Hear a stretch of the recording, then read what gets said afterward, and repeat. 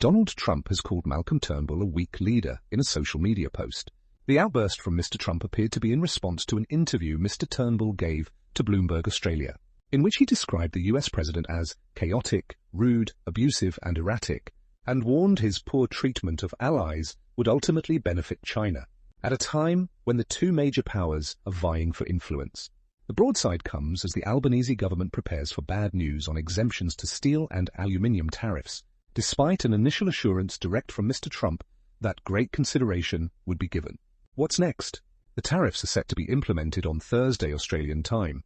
Mr. Turnbull later doubled down on his critique of Mr. Trump, telling the ABC's 7:30 it was up to the leaders of friendly countries, like Australia, to stand up to the US president, and to be frank with voters about the fact that the world had changed.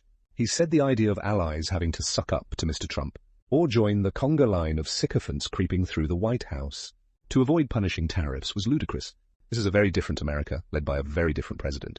Mr. Turnbull said the risk to Australia's economy was not so much the tariffs on aluminium and steel, but rather a slowdown in the global economy triggered by a tit-for-tat trade war